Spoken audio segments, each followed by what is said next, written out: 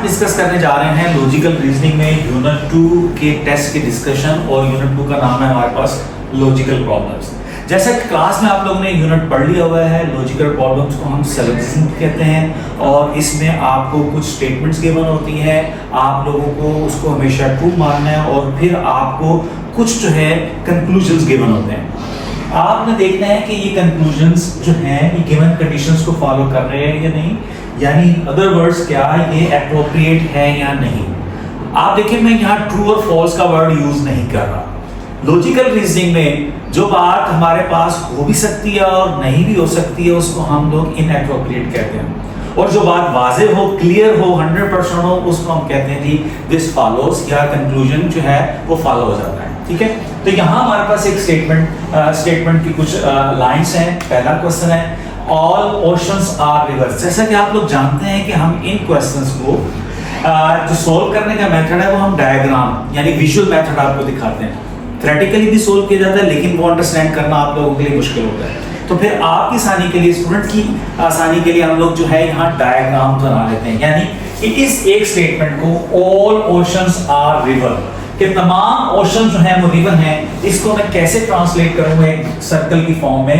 ये जरा देखिएगा, एक बड़ा सर्कल बनाया मैंने। अब यहाँ स्टेटमेंट थी ऑल ओशंस आर रिवर, तमाम ओशंस, ये तमाम ओशंस जरा देखिएगा, यहाँ मैं ये ओशंस लिख रहा हूं और ये तमाम ओशंस क्या हैं, रिवर्स है। तो ये एक रिप्रेजेंटेशन इस पहली लाइन की आपके सामने आ गई है कि तमाम के तमाम ओशन जो हैं वो रिवर के अंदर इंक्लूड कर गए। आई होप की बात आपको क्लियर होगी। सेकंड स्टेटमेंट देखें, some springs are rivers, some springs are river. अब रिवर ये पूरा सर्कल है, सम स्प्रिंग्स, कुछ स्प्रिंग्स जो हैं वो रिवर हैं, तो मैं यहाँ स्प्रिंग्स बनाता हूँ बेटा, दीज आर स्प्रिंग्स, और मैंने ये शो कर दिया कि कुछ स्प्रिंग्स जो हैं यहाँ रिवर हैं। ये कॉमन पोर्शन जो है ये रिवर्स का भी है और स्प्रिंग्स का भी है। तो आप आसानी के लिए, मैं तो बच्चों कहता हूँ यहाँ लिख लें, this common portion represents some rivers and some springs, some springs.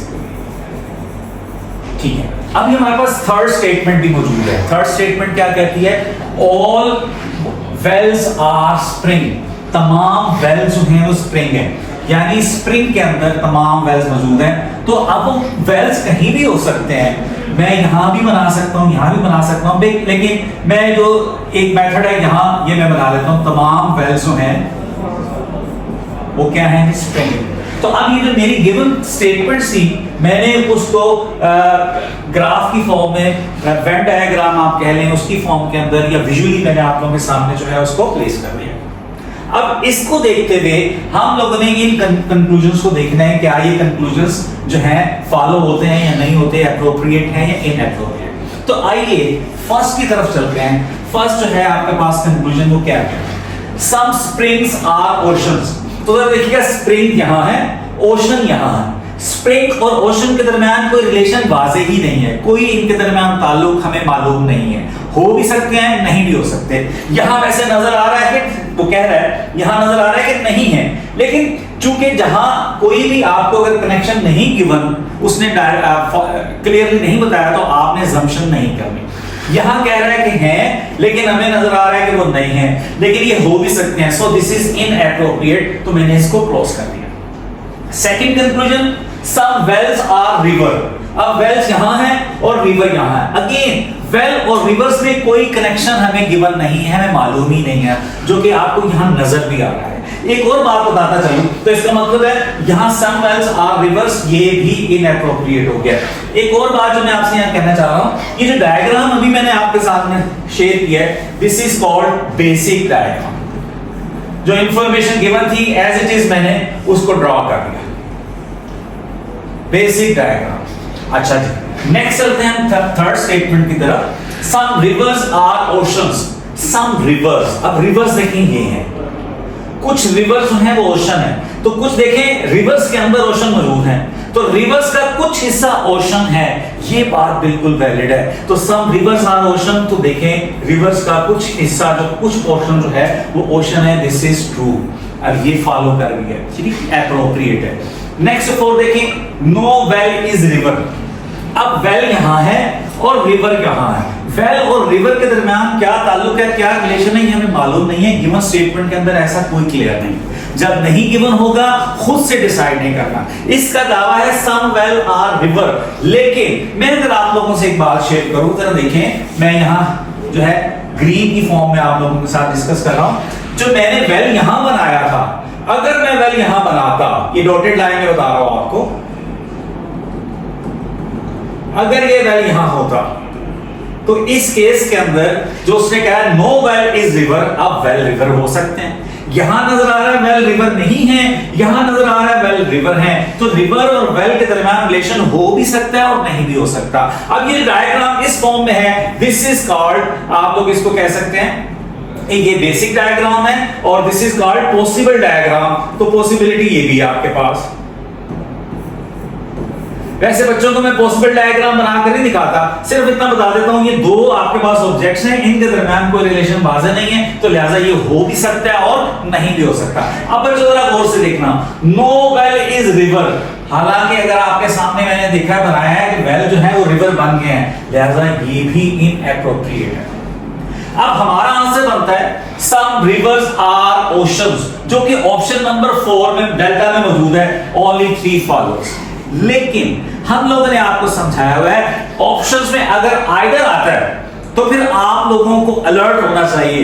देखिए जिनके बारे में वो आइदर कह रहा है, क्या वो आइदर ट्रू होता है या नहीं होता, तो लिहाजा देखिएगा ऑप्शन बीटा कहता है आइदर 2 और 4 एंड 3 फॉलोअर्स। एक बात तो मस्ट है, जो भी आंसर होगा उसमें 3 वाला लाजमी शामिल होगा।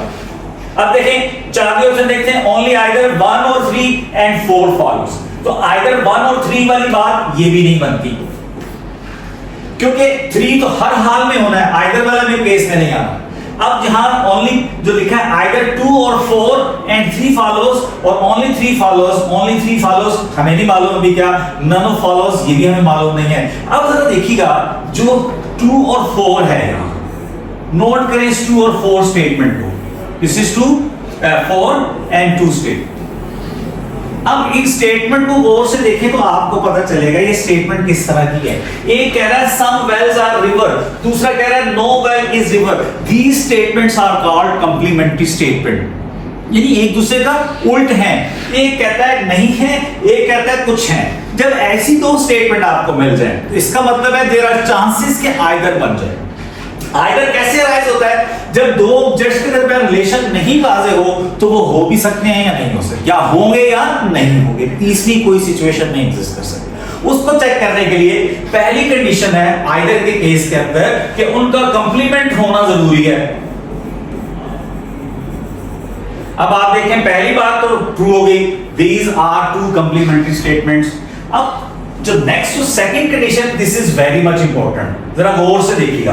ये जो नो वाली स्टेटमेंट है, नो वेल इज रिवर, इसको जरा ऑब्जर्व करते हैं। नो वेल इज रिवर, इसको जरा देखिए, मैं इस बेसिक डायग्राम में आपको दिखाता हूं। रिवर यहां है, वेल यहां है, नो वेल इज रिवर। देखने से लग रहा है कि बात ट्रू है, देखने से लग रहा है ये बात क्या है, ट्रू है, यानी बेसिक में ट्रू होगी ये स्टेटमेंट, सेकंड वाली जिसमें नो शामिल है बेसिक में बेसिक ट्रू है।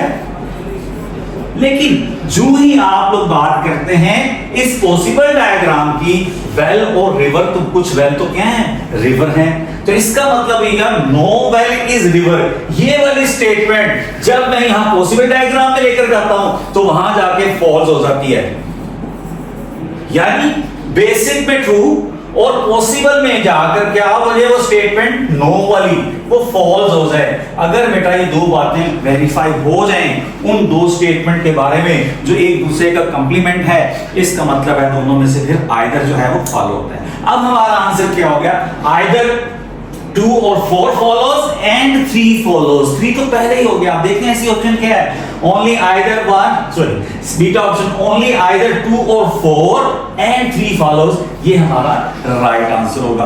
तो ये देखिएगा बच्चों, ये बड़ा इंपॉर्टेंट क्वेश्चन था आइदर वाला केस कि जिसमें हम लोगों को आइदर बताना है। जिन बच्चों ये नहीं पढ़ा क्लास के अंदर वो ये क्वेश्चन सोल्व नहीं कर सकते, और ये टिप्स ही है जो आप लोगों को इस तरह के क्वेश्चन बताता है। आई होप कि आपको समझ में आ गया।